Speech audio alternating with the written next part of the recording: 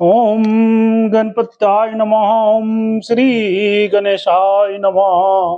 ओम श्री दुर्गा देव्ये नमः। ओम श्रीमद्देवी भागवत महापुराण प्रम्भ प्रथमं खंडः। तुम्हें माता च पिता तुमेव, तुम्हें बंधुश्च सखा तुमेव, तुम्हें विद्या द्रविणं तुमेव, तुमेव शर्मं देव देव। ओम नमः चंडिकाय नमः। ओम श्री दुर्गा देव्ये नमः। ओम श्री दुर्गाये नमः। पंचत्रिंशोध्याय सूरज समाधि तपस्या से प्रसन्न भगवती का प्रकट होना और उन्हें इच्छित वरदान देना। व्यास जी बोले, उनका यह वचन सुनकर दुखित हृदय वाले वैश्य और राजा ने प्रसन्नता पूर्वक विनम्र भाव से मुनियों के चरणों में प्रणाम किया। भक्ति परायण चित्त वाले, शांत स्वभाव वाले तथा हर्ष के कारण खिले हुए नेत्र वाले दोनों वाक विशारद राजा और वे हाथ जोड़कर कहने लगे, हे भगवान, हम दोनों दुखी जनों की आपकी सुक्ति रूपनी वाणी से उसी प्रकार शांत तथा पवित्र कर दिया जैसे गंगा ने राजा भागीरथ को कर दिया था। सज्जन लोग परोपकार परायण स्वाभाविक रूप से गुणों के भंडार और सभी प्राणियों को सुख देने वाले होते हैं। पूर्व जन्मों में पुण्य के कारण ही महान दुख का नाश करने वाला आपके इस शुभ आश्रम में हम दोनों का आना हुआ। पृथ्वी पर बहुत से स्वार्थी मनुष्य होते हैं, परंतु दूसरों के हित साधने में कुशल आप जैसे कुछ ही लोग कहीं कहीं मिलते हैं। हे मुनि श्रेष्ठ, मैं दुखी हूँ और हे वेश अत्यंत दुखी हूँ। हम दोनों इस संसार से पीड़ित हैं। हे विद्वान, आपके इस आश्रम में आकर प्रसन्नता पूर्वक आपके दर्शन और उपदेश के श्रवण से हमारा शारीरिक और मानसिक क्लेश दूर हो गया है। हे ब्राह्मण, आपकी अमृतमयी वाणी के रस से हम दोनों धन और कृत कृत हो गए। हे करुणा सागर, आपने अपनी कृपा से हम दोनों को पवित्र कर दिया। हे साधो, हम दोनों थककर इस संसार रूपी महासागर में डूब रहे हैं, यह जानकर अब आप हम दोनों का हाथ पकड़िए और मंत्र दान देकर भव सागर से पार कीजिए। अतः अब अत्यंत कठोर तपस्या करके हम दोनों सुख प्रदान करने वाली जगदम्बा का आराधना करके उनका दर्शन प्राप्त कर अपने अपने घरों को वापस जाएंगे। आपके मुख से देवी का नवाक्षर मंत्र ग्रहण करके हम दोनों निराहार रहकर व्रत करेंगे और इसका मंत्र जप करेंगे। व्यास जी बोले, इस प्रकार उन दोनों के आग्रह करने पर मुनि से सुमेधा ने उन्हें ध्यान बीज सहित देवी मंगलकारी नवाक्षर मंत्र प्रदान किया। वे दोनों वेश और राजा मुनि से मंत्र और उसके ऋषि छंद देवताओं का ज्ञान प्राप्त करके तथा उनसे आज्ञा लेकर नदी के अत्युत्तम तट पर चले गए। अत्यंत कृषाकाय वे दोनों एकांत में निर्जन स्थान पर आसन लगाकर स्थिरचित होकर बैठ गए। उन दोनों ने शांति तथा ध्यान परायण होकर मंत्र जप तथा भगवती के दोनों चरित्रों का पाठ करते हुए एक मास का समय व्यतीत कर दिया। उनके एक मास व्रत से ही उनमें भगवती भवानी के चरण कमल को उत्तम प्रीति उत्पन्न हो गई और उनकी बुद्धि स्थिर हो गई। वे दोनों नित्य जाकर एक बार महात्मा सुमेधा मुनि के चरणों में प्रणाम करते थे और वहां से लौट कर फिर अपने कुशासन पर बैठ जाते थे। वे दोनों अन्य कोई भी कार्य नहीं करते थे और सदैव देवी के ध्यान तथा मंत्र जप में संलग्न रहते थे। हे राजन, इस प्रकार एक वर्ष पूर्ण होने पर वे फलाहार का त्याग करके पत्ते का आहार पर रहने लगे। हे नृप, उन दोनों वैश्य और राजा ने एक वर्ष तक सूखे पत्ते खाकर इंद्रियों को वश में करके जप और ध्यान में रत रहते हुए तप किया। इस प्रकार 2 वर्ष व्यतीत होने पर उन दोनों को किसी समय स्वप्न में भगवती का मनोहारी दर्शन प्राप्त हुआ। राजा ने स्वप्न में देवी जगदम्बिका को लाल वस्त्र धारण किए हुए तथा सुंदर आभूषण अलंकृत देखा। स्वप्न में देवी का दर्शन प्राप्त कर दोनों प्रेम भाव से परिपूर्ण हो गए। अब वे दोनों तीसरे वर्ष के मात्र जल के आहार पर रहने लगे। इस प्रकार 3 वर्ष तक तपस्या करने के पश्चात वे दोनों राजा और वेश मन में देवी के साक्षात दर्शन की लालसा से चिंतित हो उठे। अत्यंत दुखी तथा व्याकुल होकर उन दोनों ने निश्चय किया कि मनुष्य को शांति प्रदान करने वाली देवी का प्रत्यक्ष दर्शन नहीं प्राप्त हुआ, अतः अब हम शरीर का त्याग कर देंगे। ऐसा मन में विचार कर राजा ने एक हाथ प्रमाण का त्रिभुज का सुंदर तथा सुस्थिर अग्निकुंड बनवाया।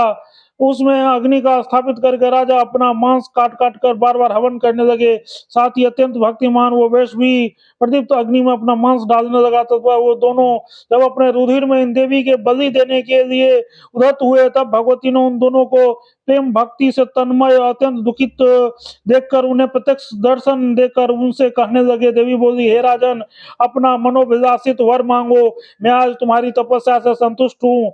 अब मैंने समझ लिया कि तुम मेरे भक्त हो। उसके बाद देवी ने वैश्य से कहा, महावते, मैं प्रसन्न हूँ, तुम्हारा विष्ट क्या है, तुम्हारे मन में जो भी हो मांग लो, मैं उसे दूंगी। व्यास जी बोले। उनके इस वचन को सुनकर प्रसन्न मन वाले राजा ने उनसे कहा कि बलपूर्वक मैं अपने शत्रुओं का नाश कर अपना राज प्राप्त करूं, मुझे आज यह वरदान दीजिए। तब देवी ने कहा, राजन, अपने घरों को जाओ, तुम्हारे शत्रु शीघ्र ही छीन बल वाले होकर पराजित हो जाएंगे। हे महाभाग, तुम्हारे मंत्री गण आकर तुम्हारे पैरों पर गिरेंगे।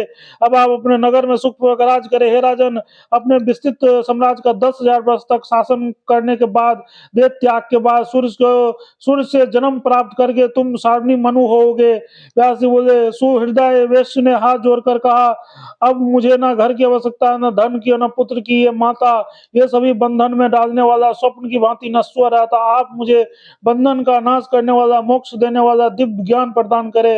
इस असार संसार में ज्ञानी डूब जाते हैं और ज्ञानी पार उतर जाते हैं, इसीलिए वे संसार की इच्छा नहीं करते।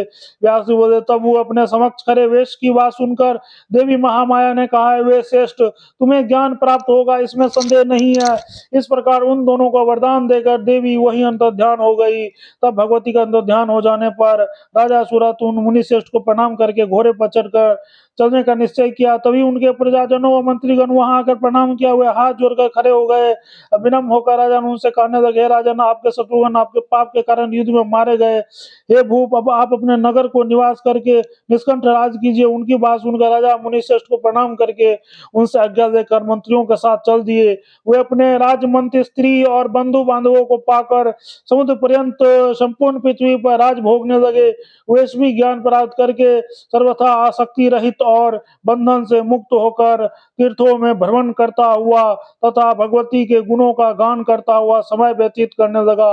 इस प्रकार देवी का परम अद्भुत लीला और राजा और वैश्य द्वारा की गई उनके रत्ना एवं प्रफुल्लित फल प्राप्ति को मैंने यथार्थ रूप से आपसे कह दिया। देवी के शुभ अभिभाव और उनके द्वारा दैत्यों की विनाश की कथा भी मैंने आपसे कहा। भक्तों को अभय प्रदान करने वाली वे भगवती ऐसी प्रभाव वाली हैं। जो मनुष्य इस उत्तम आख्यान को नित्य सुनता है, वो संसार में अद्भुत सुख प्राप्त करता है। यह सत्य है। इस पवित्र तथा अद्भुत आख्यान का श्रवण करने से यह ज्ञान, मोक्ष, कीर्ति और सुख प्रदान करता है।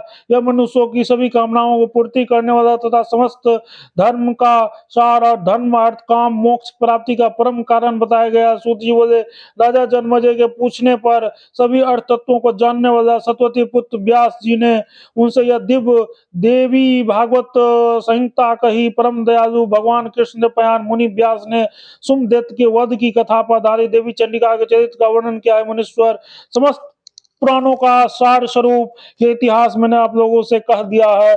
इति श्रीमद् भागवत महापुराण संहिता पंचम स्कंदे सूरत राज्य समाधि वेश्यो देवी भक्तेश प्राप्ति वर्णन नाम पंच त्रिंशोऽध्याय पंचम स्कंद समाप्त। ओम तत्सत। प्रेम से बोलो जगत जननी जगदम्बा माता की जय। बोले बोले दुर्गा महारानी की जय। बोले बोले दुर्गा महारानी की जय। बोले बोले दुर्गा महारानी की जय। मैया हे सुनियो हमर विपतिया, माँ हम को ना रहबई हे। मैया हे सुनियो हमर विपतिया, हमको ना रहबई हे।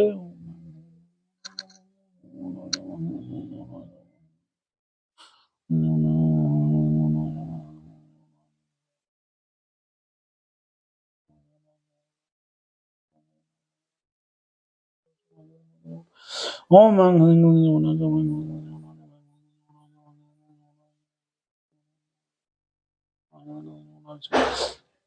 ओम